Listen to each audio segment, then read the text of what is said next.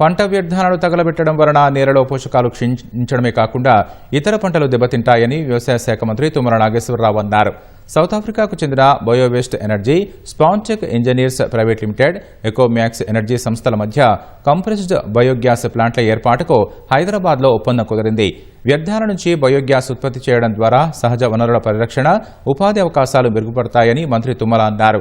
రైతులకు పంట వ్యర్థాల నుంచి ఆదాయం పొందే మార్గం చూపడం ద్వారా వారి ఆర్థిక స్థితిని మెరుగుపరచవచ్చని తెలిపారు. ఇండియా రెన్యూవబుల్ ఎనర్జీ 2030 పాలసీకి అనుగుణంగా కంప్రెస్డ్ బయోగ్యాస్ ప్లాంట్ల నిర్మాణానికి వచ్చే కంపెనీలకు ప్రభుత్వం తోడ్పాటును అందిస్తోందని తెలిపారు.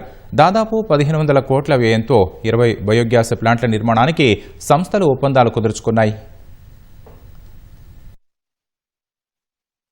ఈ బయోవేస్ట్ రూరల్ తెలంగాణలో రైతులు ఇప్పుడు ప్రస్తుతానికి నుప్పిబెట్టి తగలబెట్టుకుంటున్నారు. దానివల్ల భూసారం పడిపోతా ఉంది. దానివల్ల ఎక్కువ ఫర్టిలైజర్ వాడాల్సి వస్తుంది, ఎక్కువ పెస్టిసైడ్స్ వాడాల్సి వస్తుంది. ఆ యొక్క ఉత్పత్తులకు కూడా మన దేశ ఉత్పత్తులకి నాణ్యత పడిపోతా ఉంది. మనం పండించే పంటల వల్ల మానవాళికి నష్టం, దానివల్ల రైతు కష్టపడి పండించిన రైతు కూడా లాభం లేకుండా పోతుంది. ఇటువంటి ఇన్నోవేషన్ వల్ల ఆ బయోవేస్ట్ మొత్తాన్ని కూడా మీరు సహజ వనరుల కింద మార్చడం మూలాన భూమి తల్లికి మేలు చేసిన వాళ్ళు అవుతారు, కష్టపడే రైతాంగానికి మేలు చేసిన వాళ్ళు అవుతారు. స్థానికంగా కొంతమందికి ఉద్యోగాలు రావచ్చు, దానివల్ల కొంతమంది జీవితాలు కూడా మెరుగుపడే అవకాశం ఉంది.